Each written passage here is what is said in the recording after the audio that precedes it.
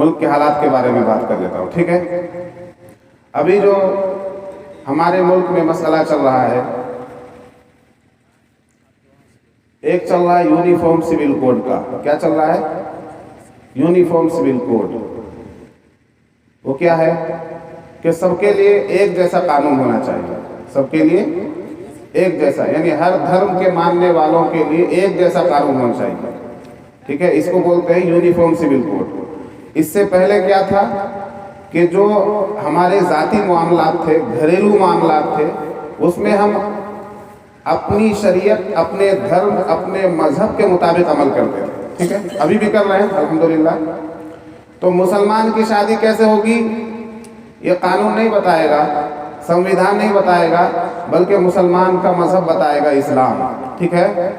مسلمان کے ہاں طلاق کیسے ہوگی، اسلام بتائے گا۔ مسلمان کے ہاں عقیقہ کیسے ہوگا، اسلام بتائے گا۔ مسلمان کے ہاں رسومات کس طرح سے ادا کی جائیں گی، اسلام بتائے گا۔ مسلمانوں کے ہاں جو بھی گھریلو معاملات ہوں گے طے پائیں گے۔ وراثت کیسے تقسیم ہوگی، بچوں میں، اولاد میں، باپ کا چھوڑا ہوا مال، باپ کی چھوڑی ہوئی پراپرٹی کیسے تقسیم کی جائے گی، کون بتائے گا؟ اسلام بتائے گا۔ عدالت اپنے طور پر اپنی طرف سے کوئی فیصلہ نہیں تھوپ سکتی ہے ابھی بھی، اس لیے کہ ہمارے لیے کیا ہے؟ مسلم پرسنل لا، شریعت ایک، ٹھیک ہے؟ اب تک تو ہمارے ہندو بھائی جو عمل کر رہے تھے وہ ہندو ایکٹ کے مطابق، ان کے ہندو دھرم میں کس طرح سے کیا ہے، اولاد کو حصہ دینا چاہیے نہیں دینا چاہیے، ان کا ہندو دھرم جو کہہ رہا ہے اس حساب سے وہ کرتے ہیں، اور ہمارا اسلام مذہب جو کہہ رہا ہے اس حساب سے ہم اپنی وراثت تقسیم کرتے ہیں، ٹھیک ہے؟ تو اس کی آزادی ہمیں ملی ہوئی ہے، اب بھی ملی ہوئی ہے۔ اور کہاں یہ آزادی ملی ہوئی ہے؟ ہمارے سنویدھان میں، ہمارے آئین میں، قانون کی کتاب میں۔ ملک کی آزادی کے بعد جو قانون نافذ ہوا، جو سنویدھان بنایا گیا، جس سنویدھان کو پورے ملک پر لاگو کیا گیا، اس میں یہ بات لکھی ہوئی ہے کہ ہر مذہب کے ماننے والے گھریلو معاملات میں اپنے مذہب پر چلنے کے لیے آزاد ہوں گے، ٹھیک ہے؟ لیکن اب کوشش کیا کی جا رہی ہے کہ یونیفارم سول کوڈ لایا جائے، ایک ایسا قانون بنایا جائے کہ کوئی اپنے دھارمک قانون کے حساب سے گھریلو معاملات بھی نہ کر سکے۔ مرنے سے پہلے کیا ہونا ہے، مرنے کے بعد کیا ہونا ہے، شادی کیسے ہونی ہے، طلاق کیسے ہونی ہے، ابھی تو جب تک آپ انسانی فطرت کے مطابق کوئی قانون نہیں بنائیں گے اس وقت تک اس قانون کا النگھن ہوتا رہے گا۔ اسلام کا جو بتایا ہوا طریقہ ہے وہی سب سے اچھا ہے، ٹھیک ہے؟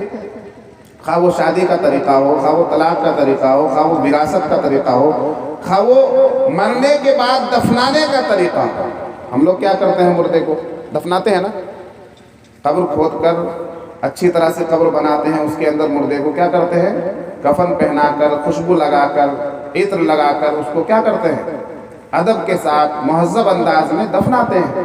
اپنے مردوں کے ساتھ کون کیا سلوک کر رہا ہے ہمیں نہیں اس معاملے میں پڑھنا ہے، ہم کیا کر رہے ہیں اس معاملے میں کسی کو نہیں پڑھنا چاہیے۔ تو ایک تو سب سے بڑا مدعا ہمارے ملک کا کیا ہے، یونیفارم سول کوڈ، جس کی ہم مخالفت کرتے ہیں۔ مسلم پرسنل لا بورڈ مخالفت کرتا ہے، ساری مسلم تنظیمیں مخالفت کرتی ہے۔ اور اب دوسرا مسئلہ یہ چلا ہوا ہے کہ اس ملک کے باشندوں پر شک کی نگاہ ڈالی جا رہی ہے۔ سمجھ میں آ رہی ہے بات؟ کون اس دیش کا ناگرک ہے اور کون ناگرک نہیں ہے، اس کی شناخت کون کرے گی؟ اسی دیش کے ناگرکوں دوارا چنی ہوئی سرکار اس کی شناخت کرے گی، پہچان کرے گی کہ کون اس دیش کا ناگرک ہے یا کون نہیں ہے۔ سمجھ میں آئی بات؟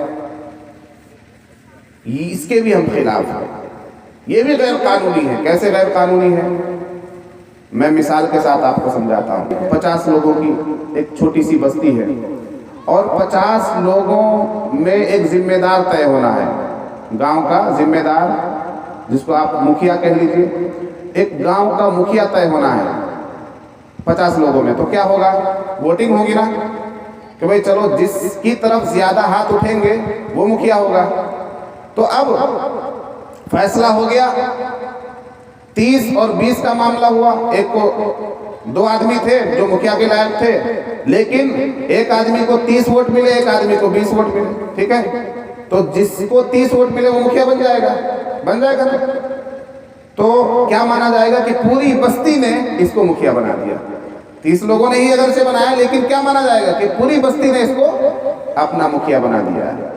अब वो आदमी मुखिया बनने के बाद जिसको बस्ती वालों ने मुखिया बनाया है, अगर वो ये कहे कि मैं छटाई करूंगा तुम लोगों की कि तुम लोग इस बस्ती के हो या नहीं हो, मैं देखूंगा कि कौन इस बस्ती का है और कौन नहीं है, मैं चाहूंगा तो कोई इस बस्ती में रहेगा और जिसे मैं नहीं चाहूंगा वो इस बस्ती में नहीं रहेगा, तो मुझे बताइए कि उससे बड़ा कमजोर, उससे बड़ा नालायक और उससे बड़ा एहसान फरामोश आदमी कौन होगा कोई?